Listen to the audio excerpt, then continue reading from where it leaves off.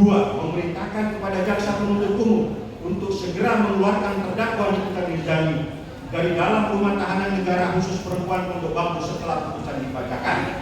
Tiga, memulihkan hak-hak terdakwa Nikita Mirzani dalam hal kemampuan kedudukan, harkat serta martabatnya, membebankan biaya perkara kepada negara. Atau ketiga, menyatakan perkara aku ditangguhkan atau dihentikan dahulu sampai pemeriksaan perkara perdata nomor 489/2025 Jakarta IKT South sudah selesai dan mempunyai kekuatan hukum tetap. Dua, memerintahkan kepada jaksa penuntut umum untuk segera mengeluarkan terdakwa Nikita Mirzani dari dalam rumah tahanan negara khusus perempuan Pondok Bambu setelah putusan dibacakan.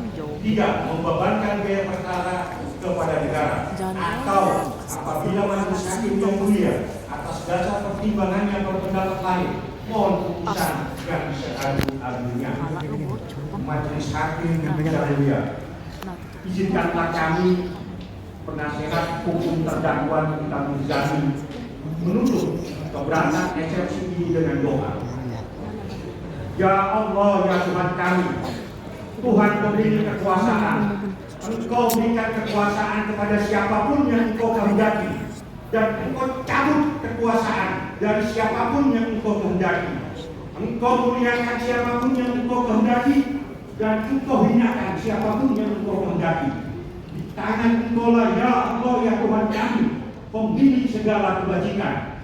Sungguh Engkau maha kuasa atas segala sesuatu. Amin, amin, amin ya Rabbal alamin. Demikian nota keberatan atau eksepsi penasihat hukum terdakwa Nikita Mirzani disampaikan atas dikabulkannya, diucapkan terima kasih. Jakarta 1 Juli 2025. Hormat penasihat hukum terdakwa Nikita Mirzani. Terima kasih ya.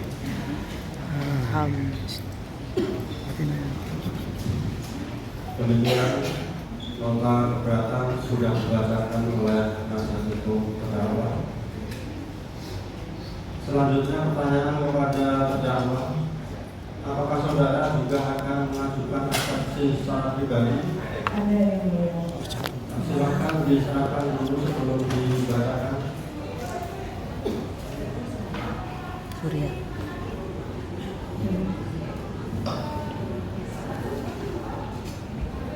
Numpang ya bang.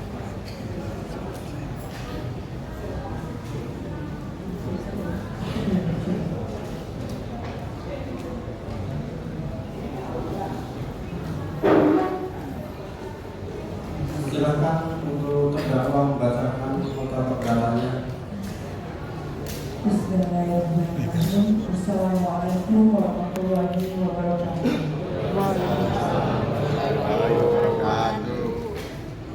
Majelis hakim yang mulia, sebelum saya menyampaikan eksepsi atau nota keberatan pribadi saya atas dakwaan jaksa penuntut umum,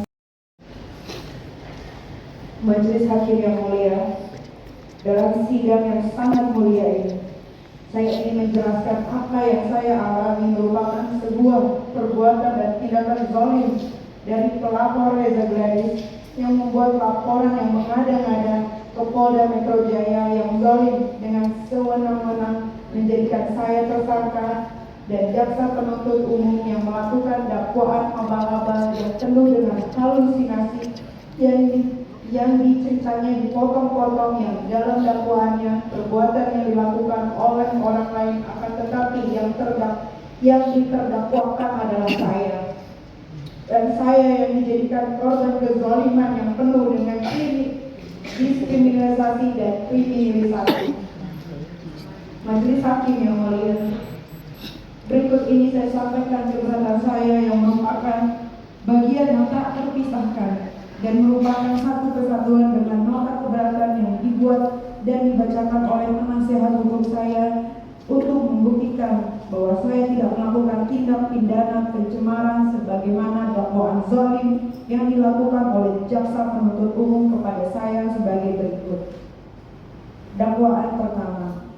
Kesatu, terdakwa Nikita Mirzani didakwa melakukan tindak pidana mereka yang melakukan, yang menyuruh melakukan, dan yang turut serta melakukan perbuatan dengan sengaja dan tanpa hak mendistribusikan dan atau mentransmisikan informasi elektronik dan atau dokumen dan yang turut serta melakukan perbuatan dengan maksud untuk menguntungkan diri sendiri atau orang lain secara melawan hukum dengan ancaman pencemaran nama baik dengan lisan maupun tulisan atau dengan ancaman akan membuka rahasia, memaksa seseorang supaya memberikan sesuatu yang seluruhnya atau sebagian kepunyaan orang itu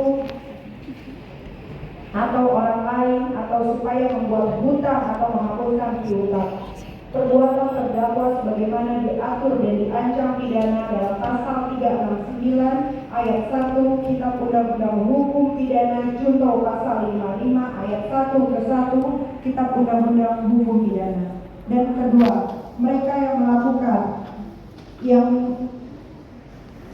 yang menyuruh melakukan dan yang turut serta melakukan perbuatan menempatkan, mentransfer, mengalihkan, membelanjakan, membayar, menghibahkan, menitipkan, membawa ke luar negeri, mengubah bentuk, menukar dengan mata uang atau surat berharga atau perbuatan lain atas harta kekayaan yang diketahuinya atau patut diketahuinya atau patut diduganya merupakan hasil tindak pidana sebagaimana dimaksud dalam pasal 2 ayat 1 dengan tujuan menyembunyikan asal-usul harta kekayaan. Perbuatan terdakwa sebagaimana diatur dan diancam pidana dalam pasal 3 Undang-Undang Republik Indonesia Nomor 8 Tahun 2010 tentang pencegahan dan pemberantasan tindak pidana pencucian uang junto pasal 55 ayat 1 ke 1 Kitab Undang-Undang Hukum Pidana. Majelis Hakim yang mulia, sebagai seorang wanita yang bukan berlatar belakang pendidikan formal di bidang hukum, izinkan saya menyampaikan keberatan pribadi untuk mendapatkan keadilan atas tindakan zalim yang saya alami berdasarkan fakta, dan dengan ini saya mengatur hati nurani dari majelis hakim yang mulia. Majelis hakim yang mulia, bahwa saya didakwa telah mencemarkan nama baik Reza Gladys karena saya telah mereview produknya yang sangat berbahaya. Selanjutnya saya memposting dengan tujuan memberikan edukasi kepada masyarakat terkait bahayanya menggunakan skincare yang abal-abal, apalagi sampai dengan menggunakan jarum suntik yang dijual secara bebas di e-commerce yang seharusnya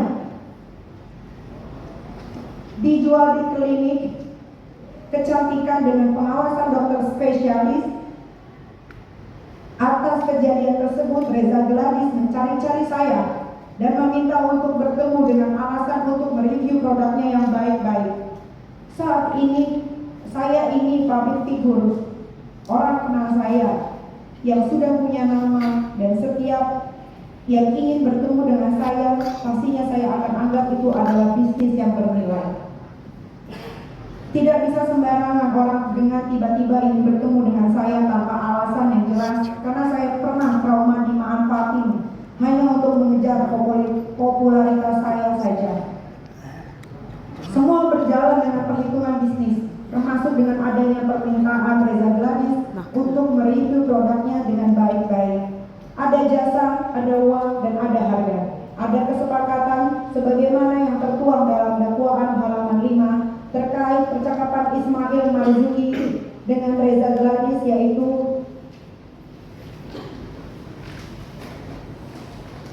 jadi kalau misalnya Reza pengen kita tidak speak up, ada di site-nya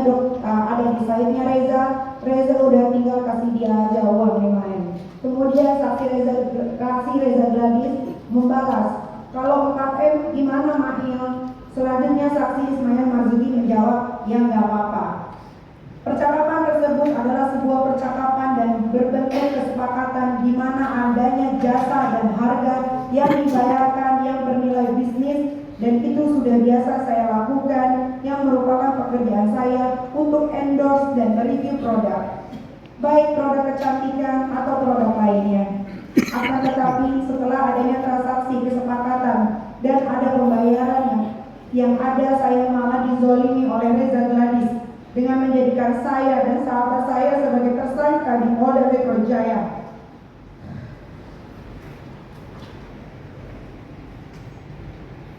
Dengan dugaan pemerasan yang sama sekali saya tidak pernah melakukan pemerasan, melainkan adanya kesepakatan untuk mereview produk dia dengan baik-baik. Bahwa perlu majelis hakim yang mulia ketahui, di dalam perkara yang sedang saya hadapi